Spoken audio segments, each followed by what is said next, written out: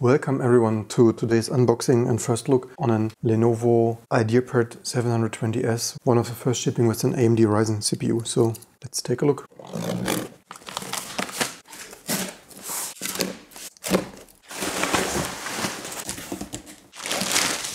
So that is the actual box. So this one comes with an AMD R5200U, 8GB of RAM, 256GB SSD. They actually also offered me a 512 gig one, but as I'm using my trusty external USB 3 SSD, the internal storage doesn't really matter so much. And 13.3-inch full HD IPS panel, 4-cell battery. Here.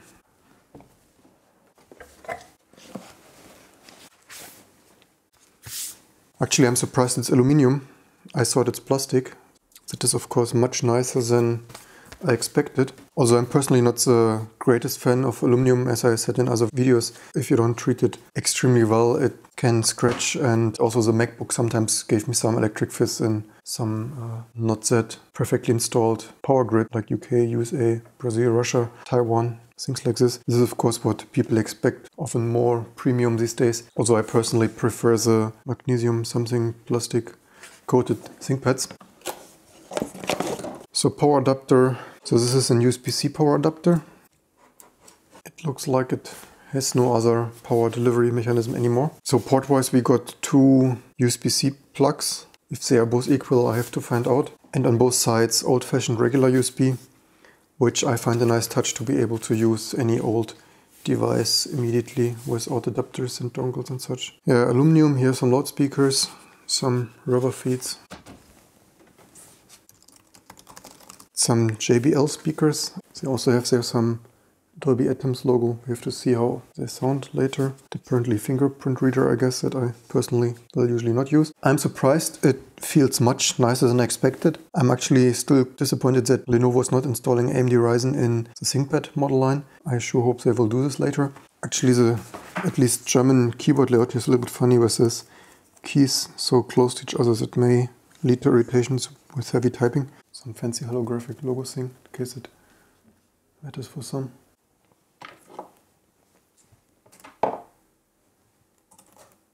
Yeah, boots up quite nicely. Touchpad feels quite nice on the first touch. So, backlit keyboard. Actually the keyboard, at least under Windows, this sounded quite good on the first try. Let's see how music plays later.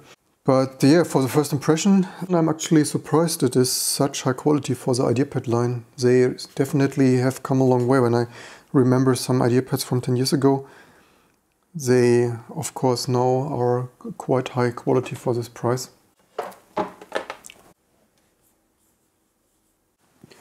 With this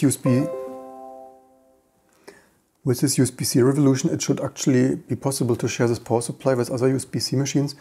That is a really nice thing. I think that was always the benefit of Apple Macs, that on the go while traveling and conferences, meetings and such, you could often find someone with a power supply and charge up some half an hour or something. That became a little bit less comfortable with Apple first migrating from MagSafe to MagSafe 2 and then later to USB-C. With all these changes, it was at times not so easy to find someone with a matching power supply.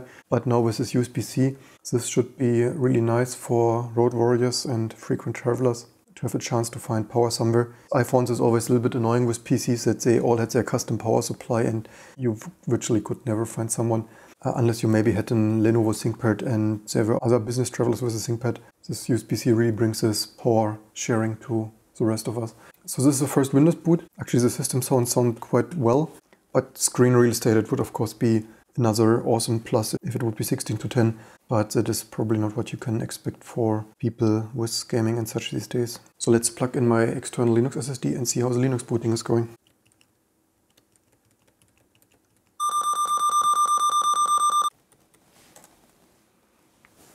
On the first glance here in the middle of the day, I have the feeling the display might be a little bit brighter than the Lenovo T470S that we reviewed last year. First thing, that secure boot is disabled. That is of course nice for instant Linux booting. I always find this amusing. You saw the 386 the other day, but this is really so funny that you do not move this boot order with plus and minus or anything else logically, page up, page down or something. You move it up and down in the list with F5 and F6. This is This 386 BIOS was equally quirky. I find this really amusing that PC BIOSes still have this strange usability even today. By the way, it's inside H2O. So save changes and see how Linux booting is going. Booting Linux 4.15.5 that I just compiled the other day. It has a power LED here at the power key. At least Linux is coming up so far. I guess I have to install some AMD Vega firmware, probably. Here at the side is an LED that indicates charging. Let's see if it also charges from this port. Apparently it does, interestingly. Although it has a charging plug symbol there, but apparently it can take power from both ports, at least according to this LED. Yeah, so as graphic is hanging, I assume I probably do not have the latest firmware. I probably have the Linux firmware tree installed from a month ago. I probably have to update this for the latest Linux graphics. Let's see, does it, by the way, let's see if the Linux kernel is alive enough to reboot. This is not a Lenovo fault. If anything, that it's a little bit of the fault of AMD not having the upstream support for AMD Ryzen Vega more ready at the launch date, or me not yet updating all the bits and pieces. And if you would install and boot Linux in some weeks or months, it certainly should not be a problem anymore. Maybe I just boot with init equals bin bash and move the AMD graphic drivers out of the way. According to the Tux logos, it actually appears to be 4 cores with hyper-threading or something, which is of course quite nice for ultra-thin laptop nowadays. I'm really curious how the Linux compile performance will be with this.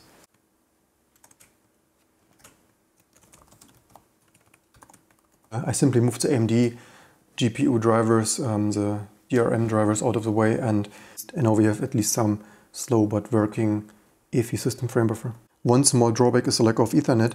That was really nice with the Lenovo ThinkPad I reviewed last year. I think I read already somewhere that the new ThinkPads also don't have Ethernet anymore. This is of course a sad move from Lenovo. They really should keep Ethernet for all the enthusiasts out there. Interesting, I press FNC and then it hangs whatever it's doing there. Strange. So it apparently has some Realtek network controller that is not yet showing up on Linux. This is of course, yeah, now without Ethernet, this is of course not the very nice thing, but I should have a Ethernet USB adapter somewhere.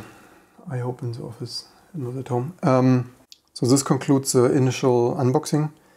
Next I will take a look on the Linux driver situation, especially with AMD graphics first, and then certainly later with wireless. This is just early adapter with Linux driver things. Keyboard wise, the combined key situation here is a little bit strange, and I'm not sure what this is doing. At least if I accidentally press FNC, it's not accepting typing anymore.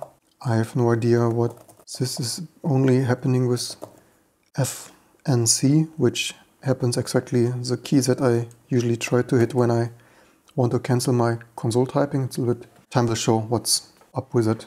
Audio driver is also not loaded, so Linux driver wise there is some stuff to be done. Aside from this, a surprisingly well-built machine for this price. Certainly nice to see AMD back in the game with Ryzen.